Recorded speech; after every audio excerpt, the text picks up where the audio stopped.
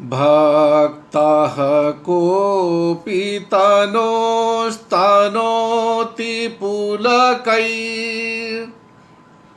भक्तः कोऽपि तनोस्तनोति नृत्यन्निहोत्फुल्लताम् शुष्यन् कोऽपि चिराद्विवर्णवदनो धत्ते विदीर्णं मनः गर्जन् धावति कोऽपि विन्दति पतन् कोऽप्येशने स्पन्दताम् मुद्यात्यच्युत विभ्रमे गतिरभूत् कास्थेयसामप्यसौ मुद्याच्युत विभ्रमे गतिरभूत् कास्थेयसामप्यसौ।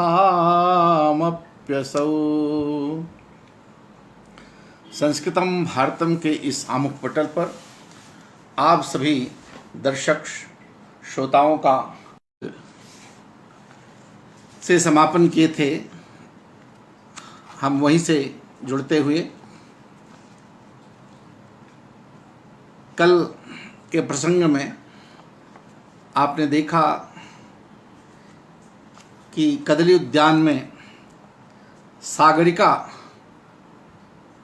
वत्सराज उदयन का चित्र बना रही थी और उसको सुसंगता ढूंढते हुए जब पहुंचती है तो देखती है उसके पीछे खड़े होकर कि किसका चित्रफलक है। वो पहचान लेती है और उससे पूछती है कि ये किसका चित्र है। सागरिका बताती है कामदेव का है। तो सुसंगता कहती है ये तुम चित्रकला में तो बड़ी पटु हो, तुम बहुत अच्छा चित्र बनाती हो, लेकिन इसमें कुछ शून्यता है, कुछ खालीपन है। तो लाओ अपनी तूलिका मुझे दो, मैं इसको पूर्ण कर देती हूँ। उसकी तूलिका लेकर उसी के बगल में कहा ये कामदेव को तुमने बनाया है तो कामदेव के बगल में एक रतिका होना आवश्यक है। तो उसने उसमें तूलिका उसकी लेकर रति का चित्र बना देती है और रति का चित्र देखते ही सागरिका बोलती है कि ये किसका चित्र है। तो उसने कहा कि जिसका तुमने बनाया है उसी की पत्नी रति का है। कामदेव को तुमने बनाया है तो उसकी पत्नी रति का है। वस्तुतः वो सागरिका का चित्र उसमें बना देती है। तो सागरिका को यह आभास हो जाता है कि इसने वत्सराज उदयन को पहचान लिया है और मेरे मन की भावना को भी समझ लिया है। इसी वो लजाते हुए कहती है कि सखी इस वृत्तांत को किसी और तक नहीं पहुंचना चाहिए। सुसंगता भी कहती है नहीं, ये वृत्तांत कोई नहीं जानेगा। हाँ, सारिका ये साथ में है, ये मैना जो है ये जरूर हम लोगों की बात जो सुन रही है इससे डर है कि कहीं किसी से कह न दे। तो वह सागरिका अपनी पीड़ा को व्यक्त करती है और वस्तुतः वो वत्सराज उदयन के प्रति वो जिस कामदेव का चित्र बना रही थी वो वत्सराज उदयन का चित्र था और वो उनके प्रति उस चित्र को देखकर इतना वो अभिभूत हुई, कामार्थ हो गई, कामासक्त हो गई कि अब उसके कहना पड़ रहा है। तो वही प्रसंग आज प्रारंभ कर रहा हूँ।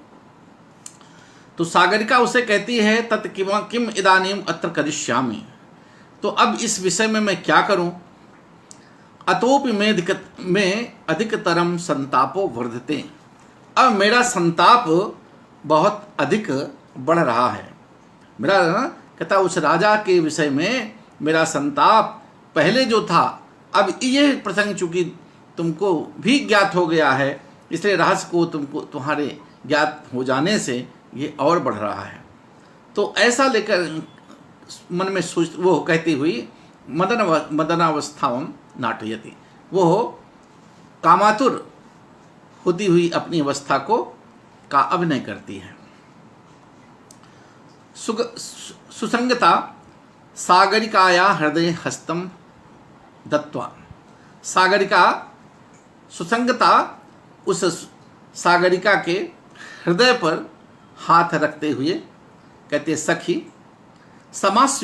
समास्वी यावदस्या दीर्घिकाया नलिनी पत्राणि मृणालिकाश्च गृहीत्वा लगभाग आगच्छामि।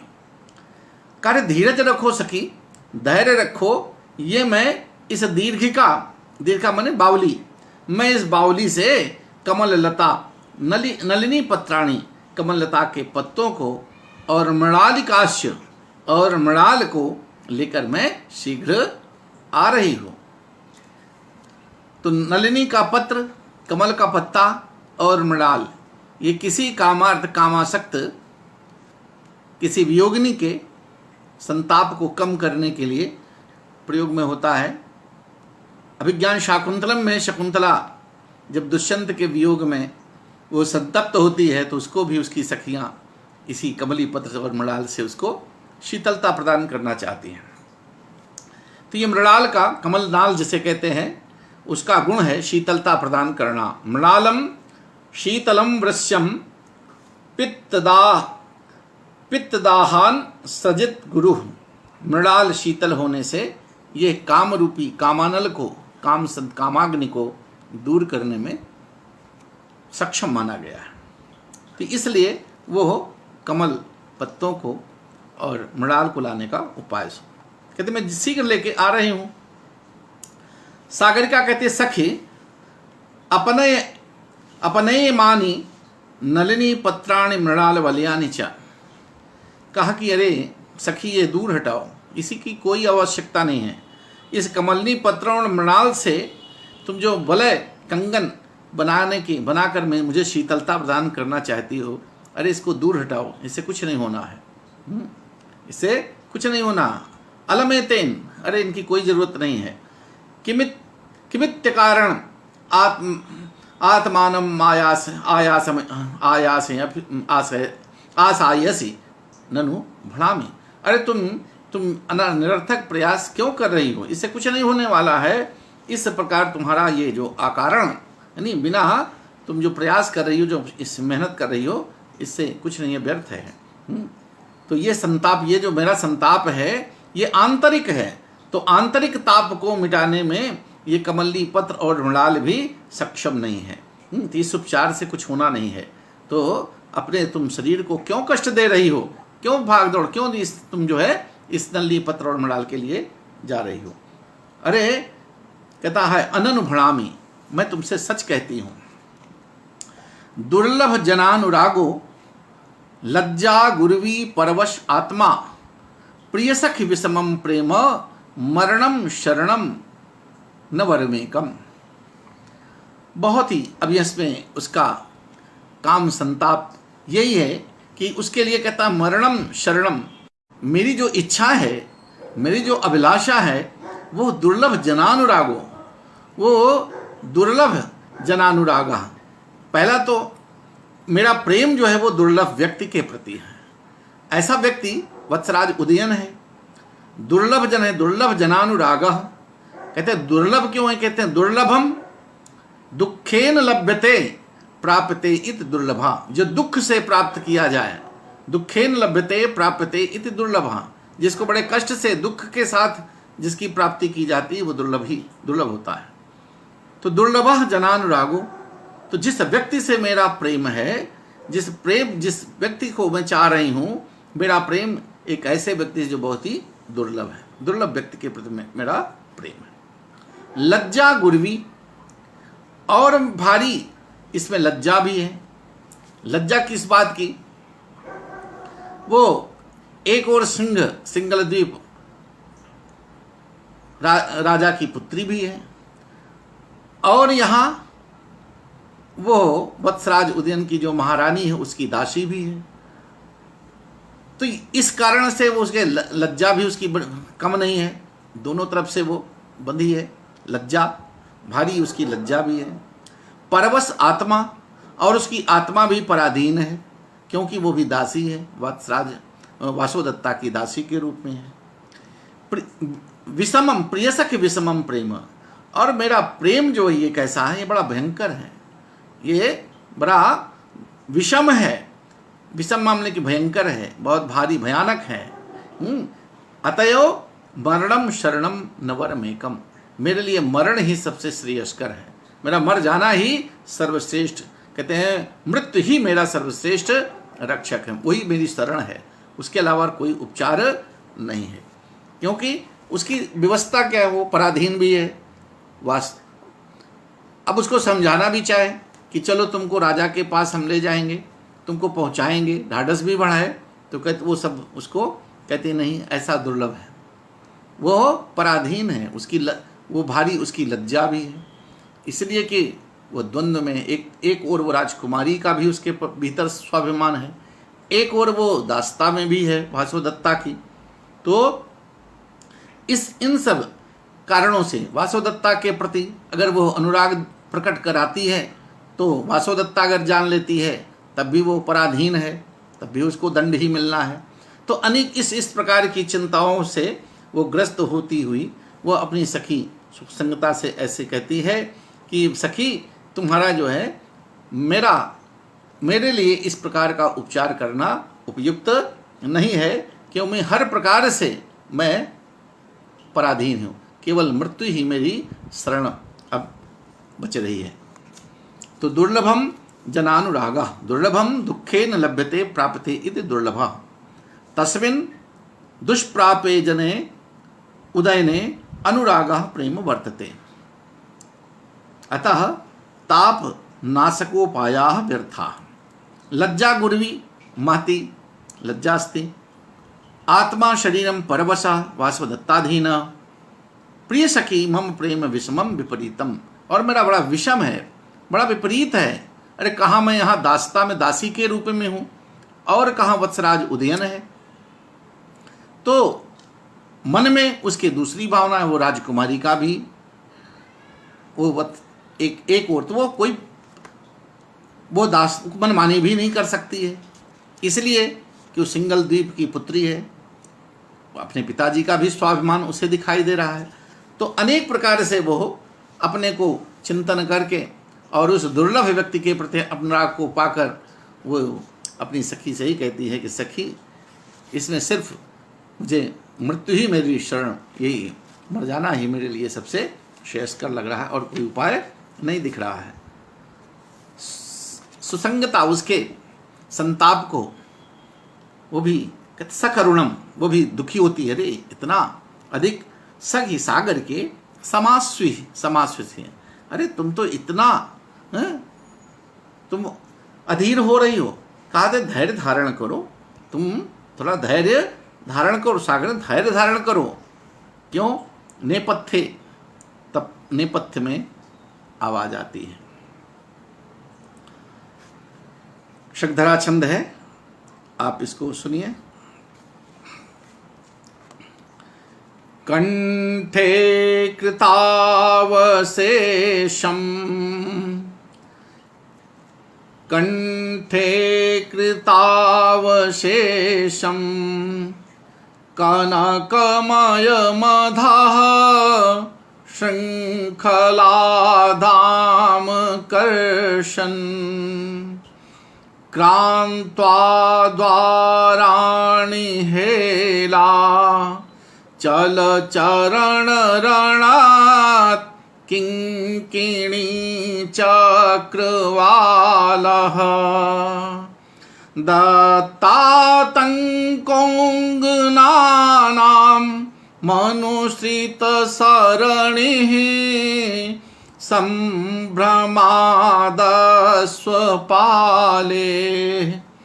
प्रभ्रष्टोऽयं प्लवङ्गः प्रविशति नृपतेर्मन्दिरं मन्दुराया।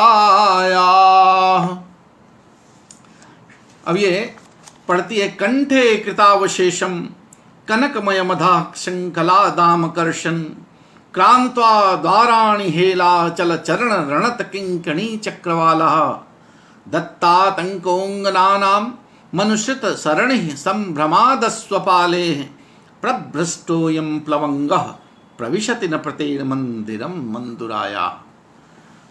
अब नेपथ्य से एक प्लवंग वानर प्रवेश की सूचना मिल रही है। अरे देखो तो ये वानर प्रवेश कर रहा है।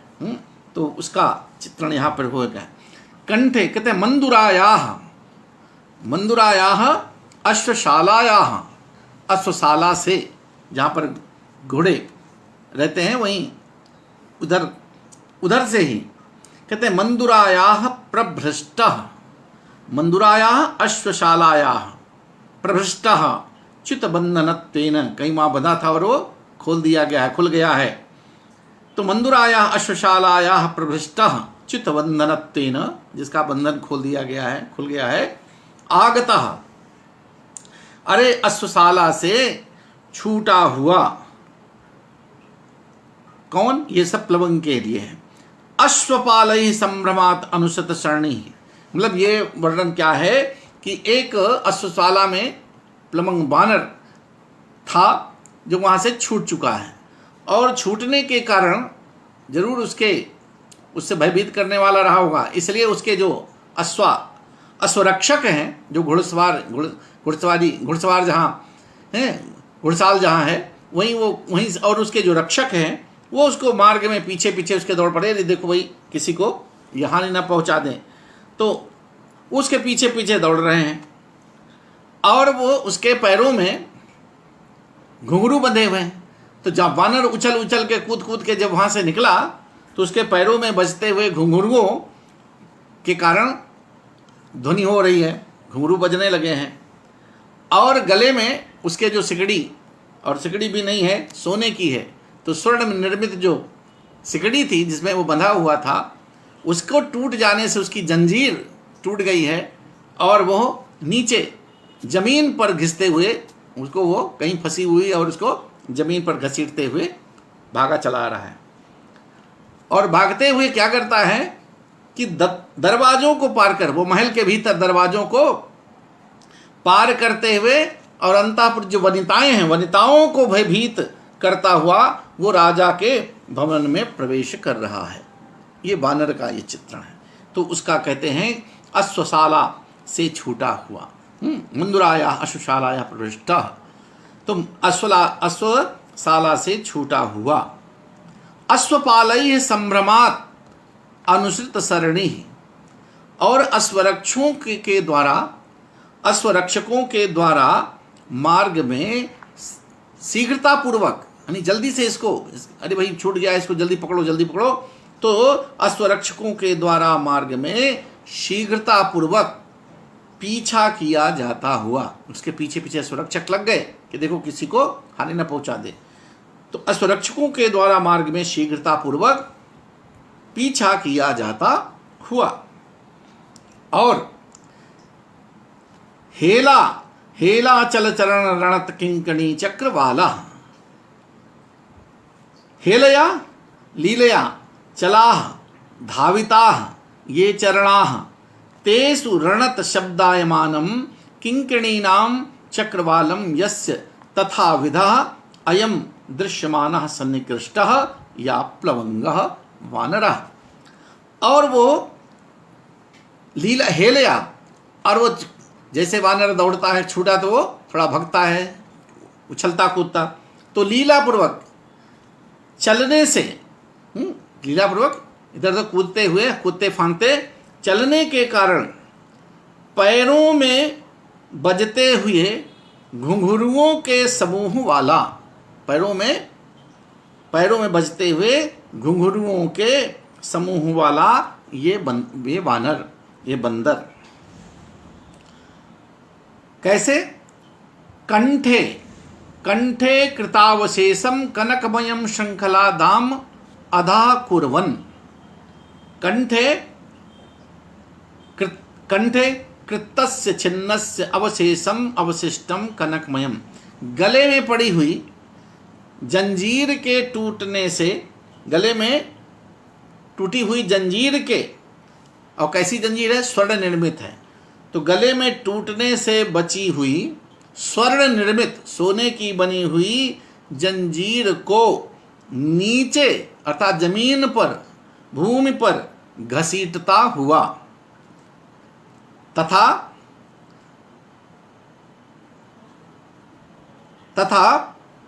क्रांत्वा द्वाराणि क्रांत्वा अंगनानां दत्तातंकः सननप्रतेह मंदिरम प्रविशति।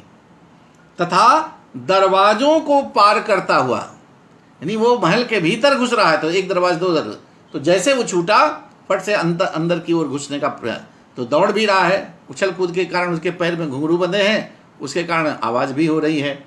और एक गले में जिस सिकड़ी में, जिस जंजीर में बंधा था, वो सोने की जंजीर थी, और वो टूट जाने से उसका जो टूटा हुआ भाग है उसके जमीन पर घिस रहा है। तो इस तरह से अपने जंजीर को नीचे घसीटता हुआ तथा दरवाजों को चीर कर, दरवाजों को पार कर अंगनों के वनिताओं को क्या करता हुआ, उसको आतंकित करता हुआ, भयभीत करता हुआ नृपतेह मंदिरम प्रविशति, महाराज के अंतःपुर में, भवन में प्रवेश कर रहा है। नेपथ्य से कहा है, भाई देखो देखो, देखो देखो कि अश्वशाला से छूटा हुआ अंगरक्षकों के द्वारा मार्ग में शीघ्रतापूर्वक अनुसरण किया जाता, उनके पीछे दौड़ने वाले पीछे पीछे शीघ्रतापूर्वक पीछा किया जाता, और लीलापूर्वक चलने से, इधर उधर कूद फांद करने से, पैरों में बजते हुए घुंघरुओं के समूह वाला यह वानर, यह बंदर, गले में टूटने से बची हुई, जो थोड़ा बहुत बची है, गले में टूटने से अवशिष्ट बची हुई स्वर्ण निर्मित सोने की बनी हुई जंजीर को नीचे जमीन पर घसीटता हुआ तथा दरवाजों को पार कर वनिताओं को, सुंदरियों को भयभीत करता हुआ वो राजा के भवन में प्रवेश कर रहा है। नृपतेर मंदिरम प्रविशति, महाराज के भवन में प्रवेश कर रहा है।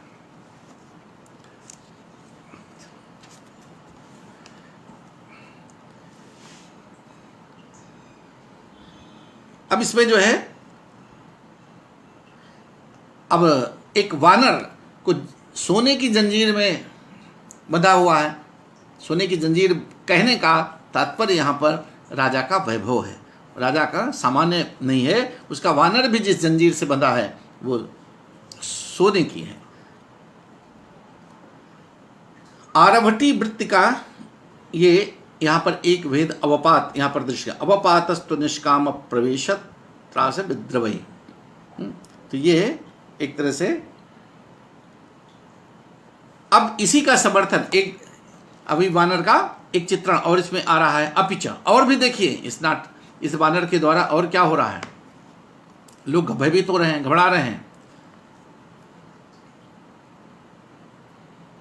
नष्टं वर्षवरैर्मनुष्य गणना भावादपास्यत्रपाम मन्तः कंचुकी कंचुकस्य विसते त्रासादयं वामनः पर्यन्ताश्रैभिर्निजस्य सदृशं नाम्नः किरातैकृतं कुब्जानि च तयैव यान्ति शनकैरात्मेक्षणाशंकिनः।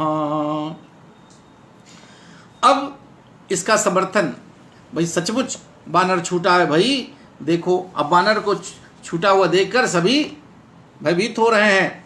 तो कोई कहता है वर्षवरैः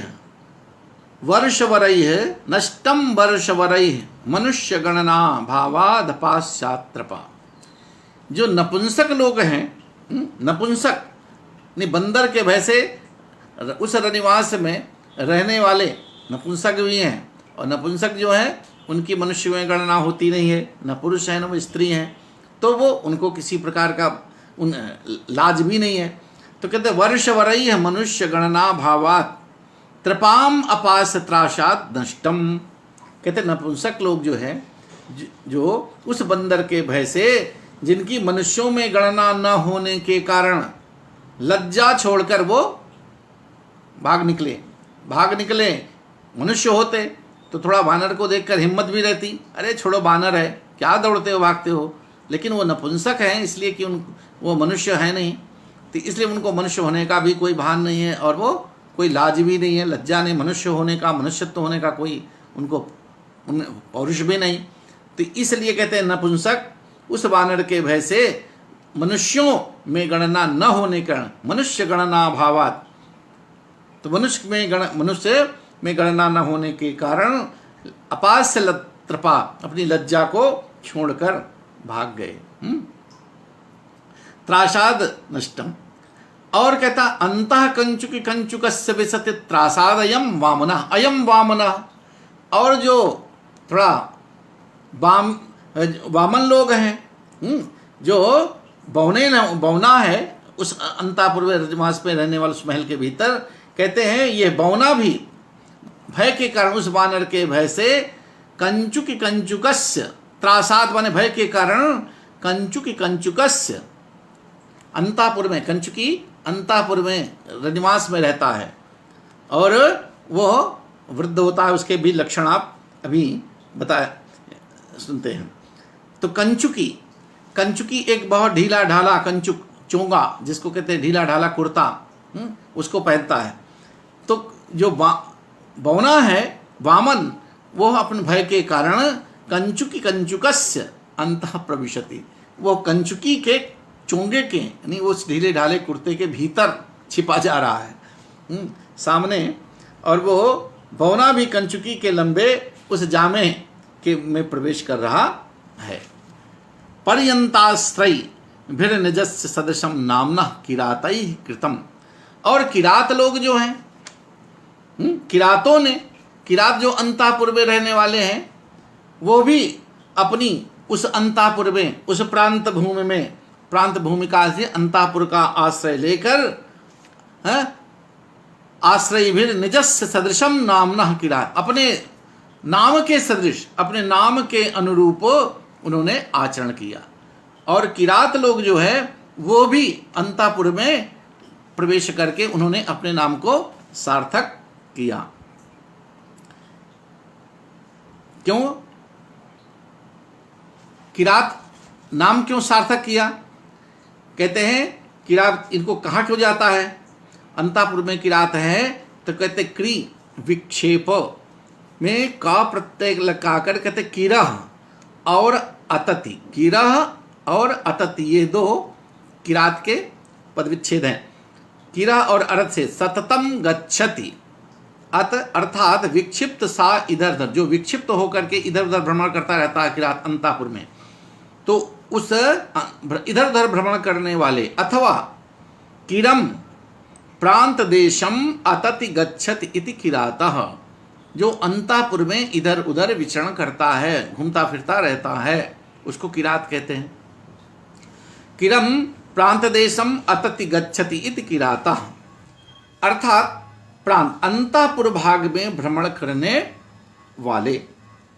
तो ये अंतापुर में अपने नाम के अनुरूप वो भ्रमण करता है, इसलिए वो अंतापुर में ही प्रवेश कर गया, अंतापुर में ही अंतभाग में भागकर अपने को छिपा। किरात भी अंतापुर में अपने जो नाम के अनुकूल जो अंतापुर है उसमें छिप रहे हैं। और जो कुब्ज लोग हैं, कुब्जा नीच तयैव यान्ति सनकैर आत्मेक क्षणात् शंकिनः। और कुब्जा जो कहते हैं, कुब्जा लोग हैं, वो हो कुबड़े, कुब्जा को ना कुबड़े लोग जो छोटे से टेढ़े मेढ़े शरीर वाले हैं, वो भी अपने को देख लेने जाने, कहीं मुझको भी वानर देख न ले, हाँ, तो अपने देखे जाने के भय से क्या शंका करने वाले कुबड़े लोग चुपके से धीरे से वो जो है नीचे से धीरे से छुप करके नीचे जो है झुके हुए वो भी निकले जा रहे हैं। कुब्जा नीच तय्यो यान्ति सनकैः आत्मेक क्षणात् शंकिनः। और कुब्ज कुबड़े लोग अपने को देख लिए जाने के भय से कहीं मुझे न देख ले, इसलिए वो झुक करके धीरे धीरे वो भी बचने का प्रयास कर रहे हैं। तो ये वानर का भय सबको वहां पे खा रहा है। तो यहां पर पहले देखिए कि अंतःपुरे, अब इसमें किसका आया, अंतःपुरे वर्षवरा किराताः मूक वामनाः। किरात जो है ये अंतःपुर में रहने वाला व्यक्ति। स्वेच्छाभीर सवाराध्याः स्वस्व कार्योपयोगिनः कंचुकीयानपाभ्यास वर्तिनोन्तः पुराश्रयाः अल्पसत्त्वा स्त्री स्वभावाः क्लीवा निष्कामिनः स्वतः जात्या वा काम निर्मुक्तास्ते तु वर्षवराः स्मृताः। वर्षवराः नपुंसक। ये तो अल्पसत्त्वाः प्रथमा क्लीवाश्च स्त्री स्वभाविनः जात्या न दुष्टा कार्येषु ते वै वर्षवरा स्मृताः। इस प्रकार ये कई भाव प्रकाश में, निर्णय सागर में और दश रूपकम में इनके लक्षण दिए गए हैं। भाव प्रकाश में कंचुकी का लक्षण दिया गया है। अकामा ब्राह्मणाश्चैव कंचुकोष्णी सवेशिणः ज्ञान विज्ञान संपन्नाः कंचुकीया स्मृता बुधैः। वो ज्ञान संपन्न होता है, वृद्ध होता है, ब्राह्मण होता है, और वो वृद्ध होने के कारण अंतःपुर में वो एक पुरुष रूप में रखा जाता है। कंचुकी, उसको नाटकीय पारिभाषिक शब्दावली में कंचुकी बोलते हैं। तो भेदा किरात सबर पुलिंदा म्लेच्छ जातयः वन्य मूल फलाहाराः पल्ली पर्वत वासिनः चित्रस्त्रीका सुभासाज्ञास् चिबुका कर्कशांकाः ते किराताः बलाद्राक्षा बारंबारम नियोजिताः सद्योऽन्तःपुरदंडेषु किराता योजिता नृपैः।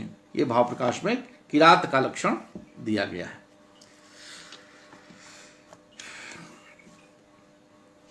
चपला चपलायिता अतस्मात् कारणात् विघ्नो जायते।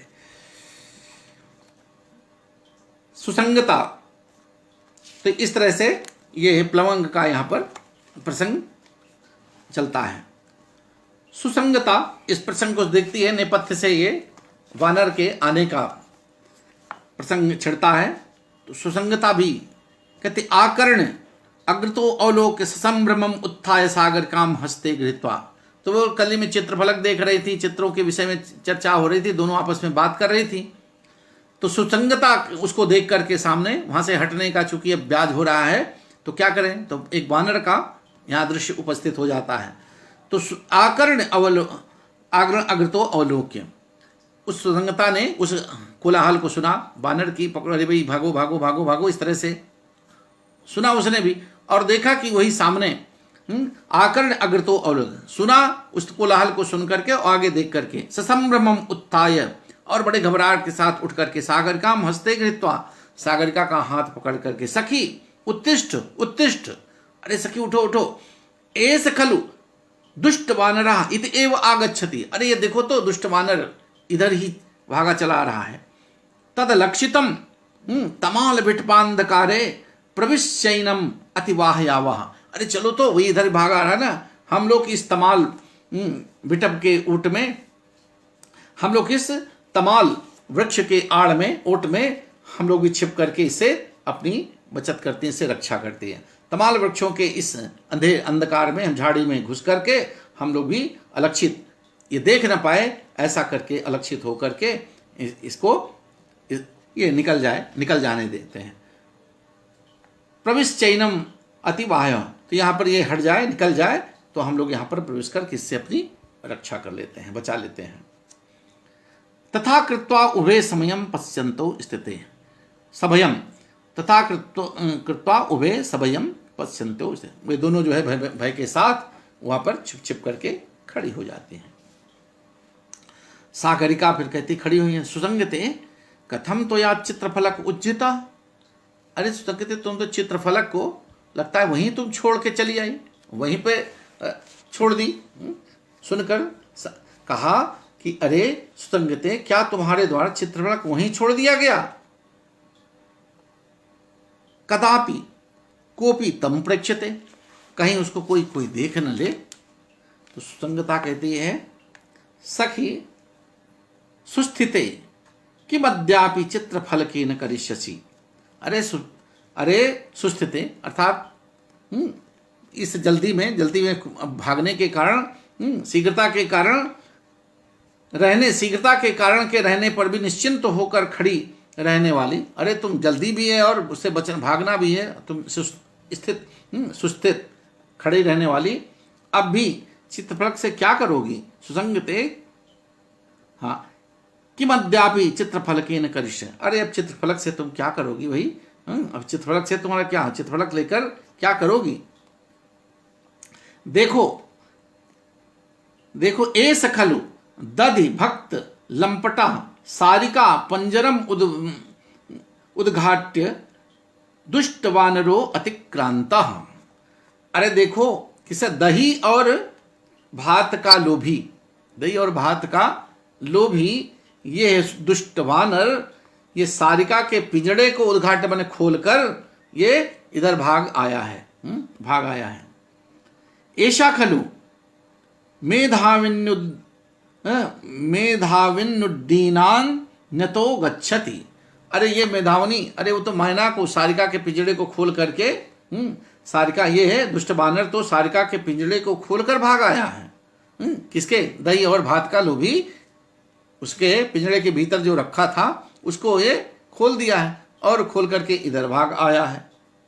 तो वो मेधावनी जो बुद्धिमान मैना है, सारिका है, वो मेधावनी भी उड़ती हुई दूसरी ओर चली जाए। वो भी देखो निकल करके दूसरी ओर भागी चली जा रही है। तदे ही, इसलिए आओ लघ्वानुसरावा, चलो इसका जल्दी से पीछा करें। सागर से कहती है, अरे भाई पूछो, सारिका भी पिंजड़े से निकल करके वो इधर से भागी जा रही, आओ इसके पीछे चलते हैं, इसको देखते हैं, उड़ जाएगी भाई। तो अस्यालापस्य गृहीताक्षर कस्यापि पुरतु मंत्र से, कहीं ऐसा नहीं कि इसने जो हमारा कहीं जो हम लोग वार्तालाप कर रहे थे उस चित्रफलक संबंधी जो वृत्तांत है, संवाद है, कहीं ये उसको सुनने में बड़ी होशियार है, किसी की बात को सुनने में बहुत होशियार है। कहीं ऐसा नहीं कि जाकर ये किसी से उस बात को बता दे, इसलिए जल्दी इसके पीछे आओ चलते हैं। सागरिका सखी एवं कुर्वः, सखी हाँ ऐसा ही, हम ऐसा करना है, ऐसा ही करते हैं। इति परिक्रामता, इस प्रकार से वो दोनों घूमते हैं। तब तक नेपथ्य में आती आवाज, ही आश्चर्यम आश्चर्यम। विदूषक है, कहते ही आश्चर्यम आश्चर्यम। सागरिका विलोक्य, वो कहते अरे आश्चर्य है आश्चर्य है। तो सागरिका सो विलोक्य सभयम, सागरिका विलोक्य उसको देख करके, सुसंगते क्यायते पुनरपि सदुष्ट वानर आगच्छति थी। अरे लगता है कि ये दुष्ट वानर इधर ही आ रहा है, सुसंगता विदूषकम दृष्ट्वा विहस्य। अरे विदूषक को देख करके और हंसते हुए मुस्कुराते हुए, सखी आई कातरे माँ विभीहि भरतु परिपार्श्ववर्ती खल्वेश आर्य वसंतका। कहते आई कातरे, अरे भयभीत डरने वाली। सुसंगता कहा कि अरे जोर से, अरे डरपोक, आई कातरे, अरे डरपोक, माँ भी, अरे मत डरो, ये तो स्वामी के पास रहने वाले आर्य वसंतक हैं, ये विदूषक हैं, स्वामी के समीप रहने वाला ये उनका साथी, उनका मित्र ये वसंतक विदूषक है। सागरिका सस्पृहम अवलोक्य, उसको बड़ी इच्छा, सस्पृहम करे। अब जब उसने कहा कि नहीं तो भरतु स्वामी के पास रहने वाला, उनके साथ साथ रहने वाला ये मित्र उनका वसंतक है, तब उसको बड़ी सस्प्रिया हुई, बड़ी सस्प्रिया मैंने बड़ी इच्छा, इसने तो बड़ी अच्छी बात बताई, उसके मन की बात कही। अच्छा ये वत्सराज उदयन के साथ साथ रहने वाला है, तब तो इसको बहुत कायदे से देखना चाहिए। तो सस्पृहम अवलोके, उसको बड़े ध्यान से और बड़े उत्सुकता के साथ उसको देख करके, सखी सुसंगते दर्शनीय खल्वयम जना, अरे ये व्यक्ति वो देखने योग्य है, इसको तो जरूर देखना चाहिए, तो काम का आदमी है। दर्शनीय खल्वयम जना, अरे ये व्यक्ति तो देखने लायक है, देखने योग्य है।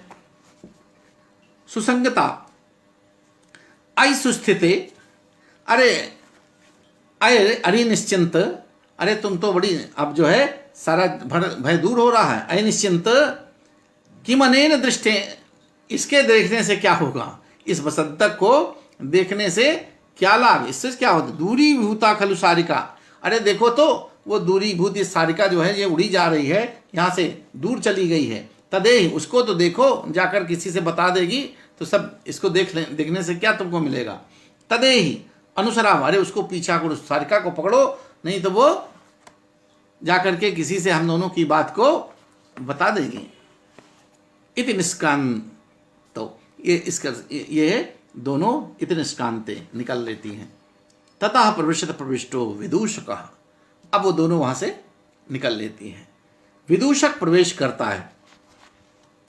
ही भो आश्चर्यम आश्चर्यम, वो ही आते करते जो है आश्चर्यम, आश्चर्य है, आश्चर्य है। साधु रे श्रीखंडदास धार्मिक साधु, अरे साधु रे, अरे ठीक, अरे साधु रे, ये महात्मा, ये श्रीखंड दास, वाह, क्यों तुम तो बहुत अच्छे हो, अरे बहुत सही आदमी हो, बहुत ठीक आदमी हो भाई, साधु बहुत अच्छा आदमी है, क्योंकि तुम तो बहुत अच्छे आदमी हो। ये न दत्र मात्रेण तेन दोहदकेन ईदृशी नवमालिका समृत्ता, अरे तुम तो बहुत भले आदमी हो, बहुत अच्छे आदमी हो कि तुमने जो दोहद दिया था, जो तुमने औषधि दोहद के रूप में महाराज उदयन को दिया था। यहाँ प्रसंग क्या है थोड़ा समझ लीजिए। महाराज उदयन यहाँ पर एक नवमालिका, जिसे उदयन के संरक्षण में दिखाया गया है कि एक नवमालिका है जिसकी देखरेख वत्सराज उदयन के जिम्मे है। एक माधवी लता है, वो उसकी देखरेख वासवदत्ता देखती हैं। अब लताओं के माध्यम से ही सारी बात यहाँ पर देखिए व्यास से हो रही है। सागरिका का भी प्रसंग है, वत्सराज उदयन और सागरिका से मिलाने का भी प्रसंग है, उसके प्रति आकर्षण का भी प्रसंग है, वासवदत्ता से उसको बचाने का, वासवदत्ता उसको जाने न जानने पाए, इसलिए उसको ब्याज से, नवमालिका के नाम से ब्याज से बातें हो रही हैं यहाँ पर। अब इधर ये चित्रपट बना रही है सागरिका, उसने वत्सराज उदयन को देख लिया है। अब नवमालिका के माध्यम से इधर सागरिका के प्रति यहाँ पर नाटिका है चूंकि, तो वो अब धीरे धीरे वत्सराज उदयन की उत्कंठा वो बढ़ाने का प्रयास किया जा रहा है। तो उसके लिए कहते हैं कि एक कोई श्रीखंड दास नाम का धार्मिक व्यक्ति आया, और वो थोड़ा मंत्र सिद्ध पुरुष महात्मा है, जिसने एक ऐसी औषधि दोहद के रूप में, दोहद नाम से एक ऐसी उपाधि दी, जिसको उस नवमालिका पे प्रयोग करते ही वो उसमें असमय में, उसका समय जबकि नहीं है तब भी उसमें फल और पुष्प और फल, उसमें पुष्पित खूब फूल लगते हैं, पुष्प से वो पुष्पित होने लगती है, पल्लवित होने लगती है असमय में। सबसे बड़ी ये असमय में ही उसको वो औषधि पुष्पित पल्लवित करने वाली होती है। तो वही कह रहा है विदूषक, कहती अरे ये तो बहुत भला आदमी, बहुत अच्छे आदमी भाई, ये न दत्त मात्रेण तेन दोहद केन, अरे जिनके उस दोहद नाम की औषधि को देने मात्र से, उसको दिया थोड़ा से नवमालिका समृता, ये नवमालिका पे जैसे ही उसने जिस ढंग से प्रयोग किया, ये न निरंतरोद्भिन्न कुसुम गुच्छ शोभित विटपोप विटपोपहसंती व लक्ष्यते देवी परिगृताम माधवी लताम। अरे इसको देने मात्र से, उस औषधि को उस नवमालिका पर प्रयोग करने मात्र से ही यह असमय में लगातार निरंतर बने, एकदम निरंतर लगातार ये पुष्पित खिलने लगी, विकसित होने लगी, पल्लवित पुष्पित होने लगी। तो तुम्हारे काहे वाह वाह, क्योंकि तुम्हारे द्वारा प्रदत्त, तुम्हारे द्वारा दी गई दोहद नामक औषधि के देते ही, उसका प्रयोग करते ही नवमालिका ऐसी हो गई कि वो निरंतर खिले हुए विकसित फूलों के गुच्छों से सुशोभित डालियों वाली होकर, किसकी? महारानी की, महारानी वासवदत्ता के द्वारा अपनाई गई माधवी लता की हंसी उड़ाती हुई सी प्रतीत हो रही है, जैसे उपहास कर रही है। माधवी लता उससे वासवदत्ता के पास है, अभी उसमें पल्लवित वो नहीं फूल फल रही है, लेकिन राजा ने उसको असमय में ही दोहद औषधि का प्रयोग करके उसको पल्लवित पुष्पित करके, ऐसा प्रतीत होता है कि वो वासवदत्ता के द्वारा जो अपनाई गई माधवी लता है उसको जो है उपहास कर रहा है। तो श्री खंडदास, वाह बहुत भले आदमी हो, क्यों? क्योंकि तुम्हारे द्वारा दी गई उस दोहद नाम की औषधि के प्रयोग करते ही देते ही नवमालिका ऐसी हो गई है कि वह निरंतर खिले हुए विकसित पुष्पों के गुच्छों से सुशोभित होकर, सुशोभित होने वाली डालियों वाली महारानी के द्वारा अपनाई गई माधवी लता की उपहास करती हुई सी दृष्टिगत हो रही है, दिख पड़ती है। तो कहता है तद यावद गत्वा प्रिय वयस्यम वर्धयिष्यामि। तो मैं जा करके, तो अब मैं इस समय जा करके प्रिय मित्र, अपने प्रिय मित्र को, उनको जा करके तुरंत जाऊंगा और उनको बधाई देता हूँ। वर्धयिष्यामि, अरे तुम्हारी श्रीवृद्धि हो, मैं तुरंत, तो अभी अभी संप्रति मैं जाकर प्रिय मित्र को बधाई दूंगा। वर्धयिष्यामि, उनको बधाई देता हूँ कि तुम्हारी नवमालिका पुष्पित होने, फूल उसमें उसने भेजा था कि जाकर देखो कि उस नवमालिका की स्थिति क्या है। तो ये आया है पता करने कि उस नवमालिका में जो दोहद औषध डाली गई उससे फूल उसमें से आए। तो पल्लू उसको अच्छी तरह से फूलों से विकसित देख करके वो खुश हो गया और कहा मैं जाता हूँ और अपने मित्र को बताता हूँ कि तुम्हारी दवा, तुम्हारी औषधि बहुत काम आई और वो तुम्हें बधाई, तो अपने मित्र को मैं बधाई देता हूँ। वर्धयिष्यामि परिक्रम में अवलोक्य च, अब उधर उधर घूमता है। एष खलु प्रिय वयस्यस्तस्य दोहदस्य लब्ध प्रत्ययतया परोक्षाम अपि ताम नवमालिकाम प्रत्यक्षाम इव कुसुमिताम प्रेक्षमानो हर्षोत्फुल्ललोचन इत एव आगच्छति। अरे जब कहा कि चल के बताता हूं तो देखा कि उस दोहद में राजा को विश्वास था, उस धार्मिक व्यक्ति पर विश्वास था कि उस दोहद से निश्चित रूप से उसका प्रयोग करने पर, ये जो है औषधि डालने पर नवमालिका मेरी पल्लवित पुष्पित शीघ्र हो जाएगी, असमय में ही हो जाएगी। तो वो कहता अरे अच्छा, देखता घूम करके देख करके, अरे उस दोहद में प्रत्ययतया यानी विश्वास होने के कारण परोक्षाम अभिताम नवमालिका में, परोक्ष होते हुए भी परोक्ष नवमालिका को, यानी वो जो उसके परोक्ष में चीज जिसको उसने देखा नहीं था अब तक, लेकिन परोक्ष उस नवमालिका को प्रत्यक्ष यानी फूल गई है ये सामने देखने के लिए, प्रत्यक्ष प्रफुल्लित सा देखते हुए अतः हर्ष से विकसित नेत्रों वाले ये हमारे मित्र इधर ही पधार रहे हैं। मतलब उसको जो परोक्ष नवमालिका थे उसको एकदम आंख से अपने प्रत्यक्ष रूप में उसको पुष्पित रूप में, फलवित रूप में देखने के लिए इधर ही पधार रहे हैं। तद यावद एनम उपसर्पयामि, तो चलो मैं इनके समीप ही चलता हूं, इनके पास ही मैं भी चलता हूं।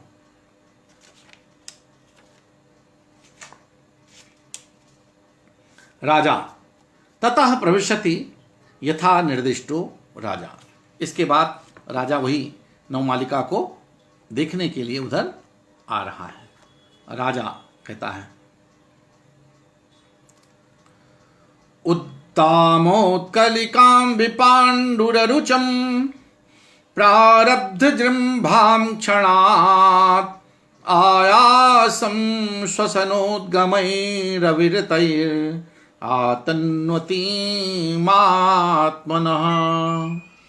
अद्योद्यानलतामिमां समदनां नारीमिवान्यां ध्रुवं पश्यन् कोपविपाटलद्युते मुखं देव्या करिष्याम्यहम् पश्यन् कोपविपाटलद्युते मुखं देव्या करिष्याम्यहम्।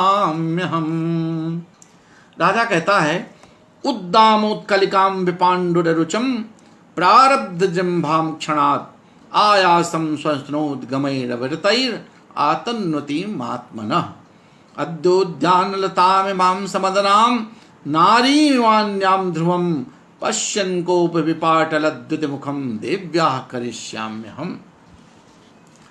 अब इस पद्य में थोड़ा श्रेष्ठ पदावली है, दो अर्थों में है।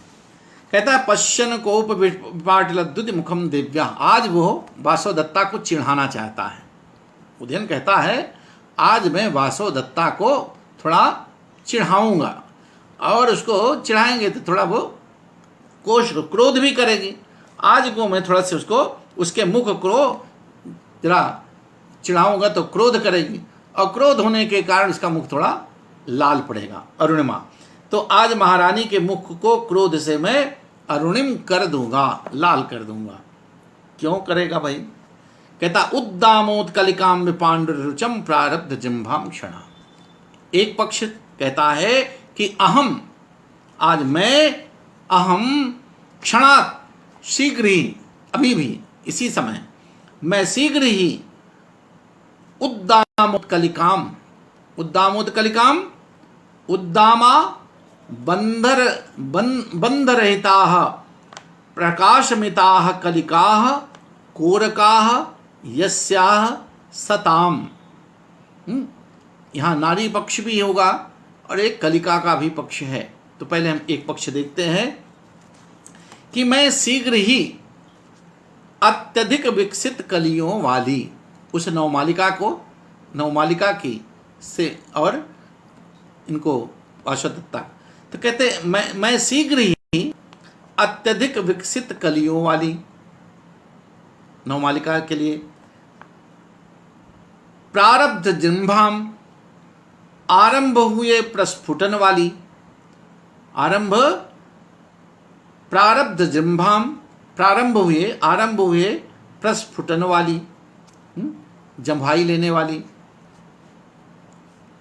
विपाण्डुररुचं, विपाण्डुर में शुभ्र कांति वाली, सफेद श्वेत कांति वाली, और श्वसनोद्गमैः अविरतैः आतन्वतीम् आत्मना। अविरतैः कहते लगातार, निरंतर पवन के चलने से अपनी कांति को, अपनी क्लांति को, अपनी थकान को प्रकट करने वाली, निरंतर पवन के चलने से अपनी क्लांति को प्रकट करने वाली, तथा अद्योद्यान लतामिमां समदनाम, कहते और समदनाम उद्यान लताम, हाँ उद्यान लताम समदनाम, और मदन वृक्ष का आश्रय लेने वाली इस उद्यान लता को, मदन वृक्ष का आश्रय लेने वाली इस उद्यान लता को। अब यहां पर उद्यान लता के लिए विशेषण लगे। यहां तक कैसे? उद्दामोत्लतिकां प्रारब्ध जिह्वां विपाण्डुररुचं क्षणाद आयासम, कहते नहीं, श्वसनोद्गमैः अविरतैः श्वसनोद्गमैः आतन्वतीम् आत्मनः।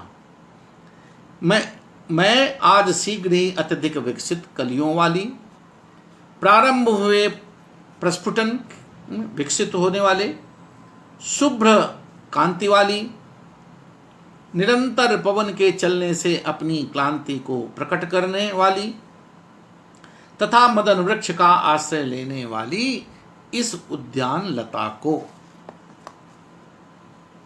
कहते। फिर उद्दामोत्कलिकाम, अब फिर इसका अर्थ होगा अतिशय उत्कंठा वाली, अतिशय उद्दामोत्कल, अत्यंत उत्कंठा, उत्सुकता रखने, उत्कंठा वाली, प्रारब्ध जंभाम, और जम्हाई लेने वाली, और कहते हैं विपांडुर रुचम, विपांडु कहते हैं विरह काल में, वियोग में जो होती हैं उनके मुखमंडल, मुख की कांति कुछ पीले पर्ण की होती है, तो प्रिय के विरह के कारण पांडुवर्ण वाली, पीले मुख पांडुवर्ण वाली, और अपने श्वसनो, अपने निश्वास से अपनी काम वेदना को प्रकट करने वाली, अपनी आत्मनः, अपनी विरह वेदना के कारण निश्वास से काम वेदना को प्रकट करने वाली, किसके? अन्याम नारीम यु, अन्याम किसी अन्य प्रकार की कैसे, किसी सकाम, यानी जो काम से संतप्त है, सकाम है, तो ऐसे किसी प्रकट करने वाली सकामा अन्य नारी की भांति देखता हुआ महारानी के मुख को क्रोध से अरुणिम कर दूंगा। यानी यहाँ पर वत्सराज उदयन कहते हैं इस नवमालिका को आज मैं इतना ध्यान से देखूंगा कि वो वत्सराज जो मेरी वासोदत्ता हैं, महारानी जी, वो आज मेरी उनकी ओर थोड़ा मैं उपेक्षा करूंगा और इस लता को एक ऐसी नारी की तरह देखूंगा जो सकाम है, एक अन्य नारी की तरह से, एक अन्य नारी का तात्पर्य ऐसी नारी जो एकदम काम विह्वल हो, काम से संतप्त हो, कामार्त हो। तो इस तरह से जब देखूंगा तो ये थोड़ा चिढ़ेंगी, इनको भी ये मुझको छोड़ करके इधर क्यों इतना ध्यान मग्न है। तो राजा का ये है, तो वो जो नवमालिका है, एक तरह से यहाँ पर वो नवमालिका रूपी जो सागरिका है उसको कभी यहाँ पर संकेतित करता है कि वो सागरिका के सौंदर्य को वो दिखाना चाहता है। वो नवमालिका रूपी कोई सागरिका है, उसके सामने भी नहीं है, लेकिन नवमालिका के रूप में वो राजा की बात को, वासोदत्ता को एक संकेत दे रहा है कि तुम्हारे साथ ऐसा घटित होने वाला है, तुमको क्रोध भी आ सकता है। तो ये यहाँ पर इस भावना से कह रहा है। तो फिर से देखिए, अहम क्षणात, तो अहम मने उदयन, हमें सद्यः एव, तो इसके दो उद्दामोत्कलिकाम, तो कहते हैं उद्दाम लता के पक्ष में, उद्दामा बंध रहिता प्रकाशमिता कलिका कोरका यस्याह साताम, और नारी पक्ष में देखेंगे एक अन्य नारी के समान कहेंगे तो नारी पक्ष है उद्दामाह, जो अत्यंत उद्दाम है, अप्रतिबंधा है, उत्कलिका प्रिय विषयणी उत्कंठा यस्याह ताम, प्रारब्धा जृंभा विकासो ययाताम, कलिका के पक्ष में जिसमें विकास हो रहा है, विकसित हो रही है, खिल रही है।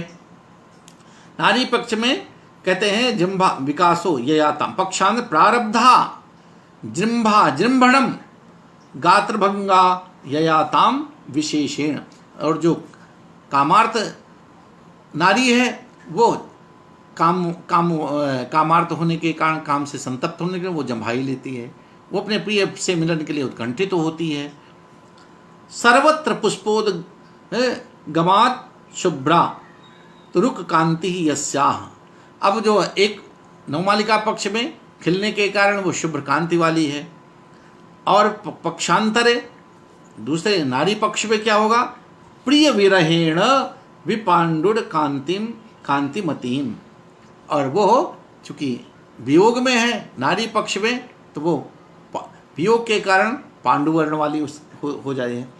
अविरलय माने निरंतर, श्वसनोद्गमय है, तो श्वसन माने एक और निरंतर पाए हवा के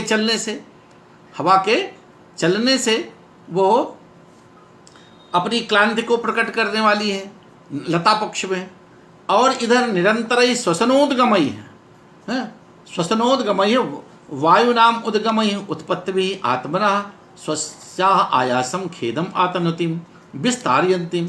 और पक्षांतर में नारी पक्ष में कहेंगे तो निरंतर ही है श्वासानाम उद्गमय है इमाम दृश्यमानाम उद्यानलताम मत परिगृहीताम नवमालिकाम समदनाम सकाम नारीम अंगनाम इव। पक्षांतरे समदनाम मदन वृक्षाश्रितानाम अन्याम अपराम नारीम इव पश्यन् दर्शनेन संभावयन् अतएव विलंबमानः वासवदत्तायाः मुखं ध्रुवं निश्चितं कोपेन विशेषेण पाटला आरक्ता द्युतिः कांतिर्यस् तादृशं करिष्यामि विधास्यामि। तो इस तरह से दो पक्ष यहाँ पर, एक राजा यहाँ पर नवमालिका के लिए कहता है, उस नवमालिका में कैसे देखूंगा, एक अन्य सकाम नारी की भांति देखूंगा। और सकाम नारी को कैसे देखता है, एक उत्कंठित दृष्टि से, उसको कामुक दृष्टि से, और उसकी भी दशा को दिखाएगी कि वो किसी अपने प्रियतम के प्रति कैसे उत्कंठित होती है। तो उस लता को लक्ष्य करके कहा जाता है कि मैं आज शीघ्र ही, अभी जो नवमालिका अत्यधिक विकसित कलियों वाली, जो अभी इस दोहद को डालने से, उस औषधि को डालने से जो अत्यंत विकसित हो गई है, तो अत्यधिक विकसित कलियों वाली, और जिसमें दोहद को डालने से ही, उस औषधि को डालने से असमय में ही प्रारंभ हुए प्रस्फुटन खिलने वाली, विकसित होने वाली, शुभ्र कांति वाली, खिलने पुष्प पल्लवित फूल आने के कारण शुभ्र कांति वाली, और निरंतर हवा के चलने से अपनी क्लांति को प्रकट करने वाली, तथा मदन वृक्ष का आश्रय लेने वाली इस उद्यान लता को। अब ये तो उद्यान लता के पक्ष में हो गया। अब यही सारे विशेषण, अब वो उस नारी की तरह, जिस नारी को वो कामुक दृश्य देखना चाहता है, अन्य नारी काम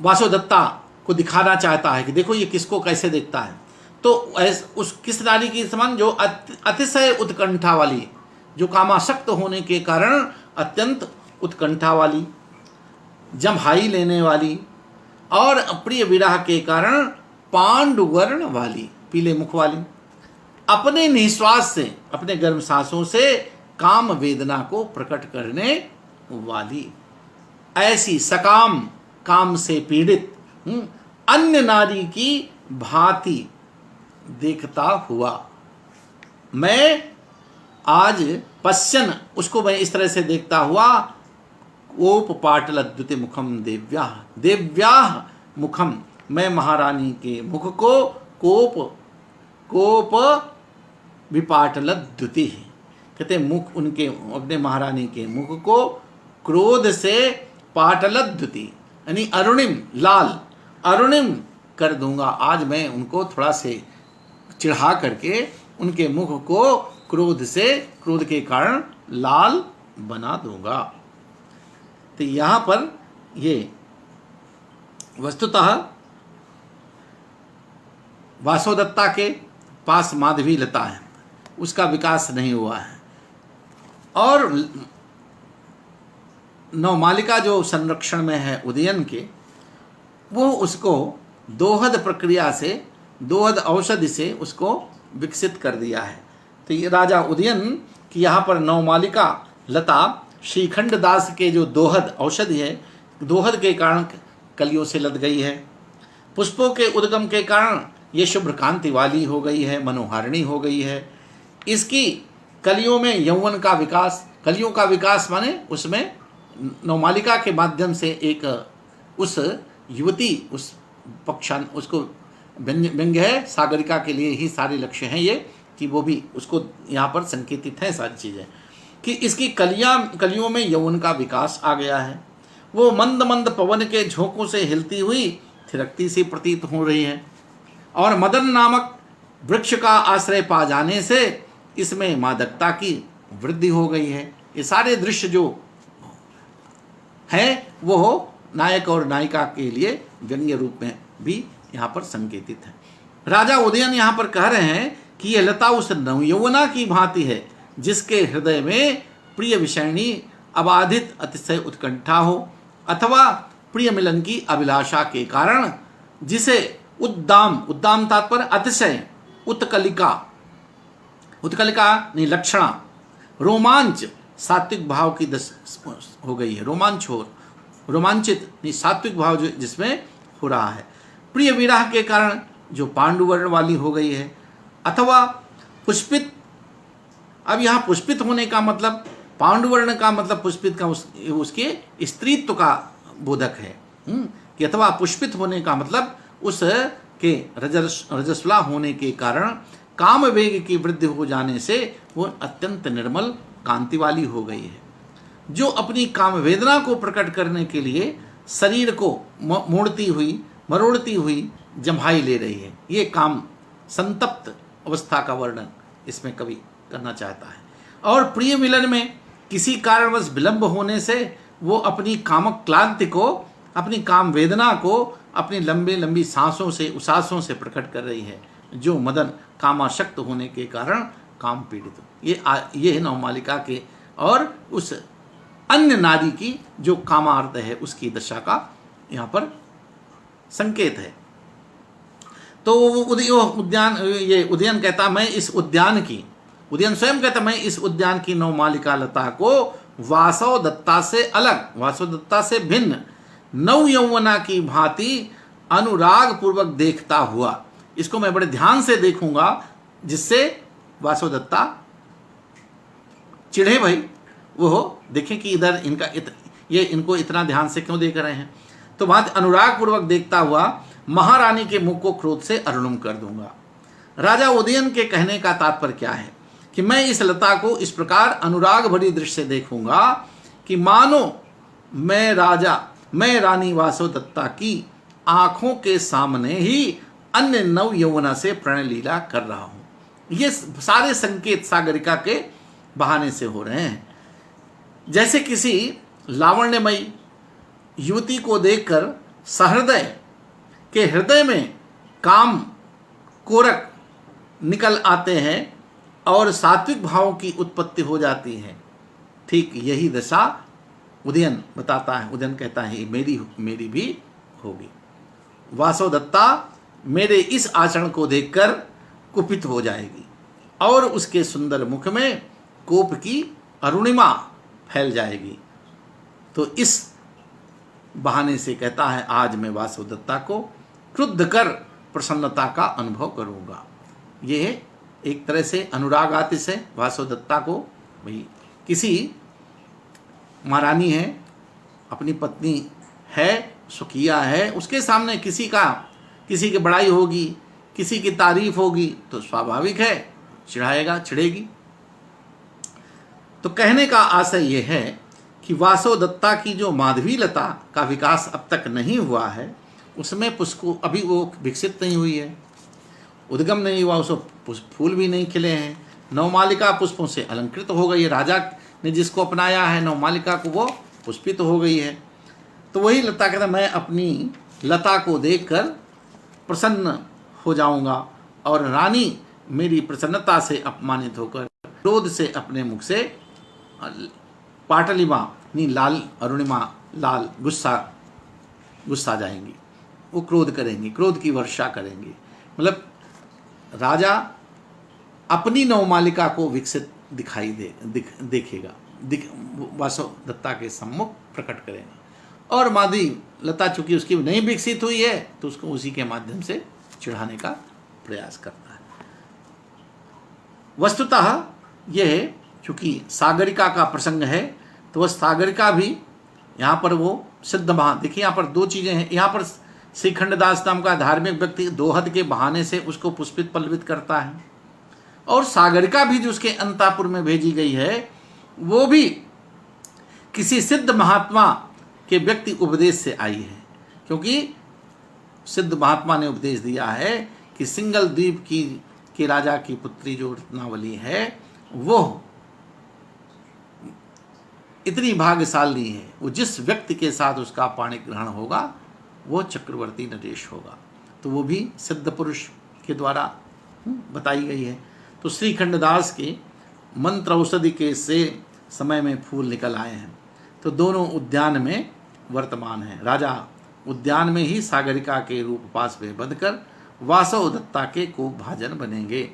इस घटना की सूचना यहाँ पर ये लता के माध्यम से दी जा रही है कि भविष्य में सागरिका के कारण, सागरिका रूपी नौ मालिका के कारण वासव दत्ता को कोप उदयन जो है उनका कोप भाजन बनेगा। तो यहाँ पर तुल्य विशेषण के कारण भावी अर्थ की सूचना मिलने के कारण पताका स्थानक है। पताका स्थानक भी नाटकीय पारिभाषिक शब्द कहलाता है। प्रस्तुतागंतु भावस्य वस्तुनो न्योक्ति सूचकम पताका स्थानकम तुल्य संविधान विशेषणम। 10 रूपक में विवक्षा तत्परत्वेन नांगित्वेन कदाचन काले च ग्रहण त्यागो। और इस तरह से ये यहाँ पर तो आज का प्रसंग हम यहीं पर विराम लेते हैं। आगे फिर कल पुनः मिलेंगे। इस प्रकार आज के इस रत्नावली पाठ्यक्रम में आप सभी दर्शक श्रोताओं को, हमारे जो भी आदरणीय गुरुजन, प्रियजन, स्नेहीजन, विद्यार्थीजन, जो भी उपस्थित दर्शक देख रहे हैं, सुन रहे हैं, आप सब के प्रति अपना नमन निवेदित करते हुए, आप सब के प्रति आभार धन्यवाद ज्ञापित करते हुए, प्रोफेसर मदन मोहन झा जी के प्रति विशेष आभार धन्यवाद ज्ञापित करते हुए आज का यह पाठ यहीं पर समाप्त होता है। बहुत बहुत धन्यवाद, आभार।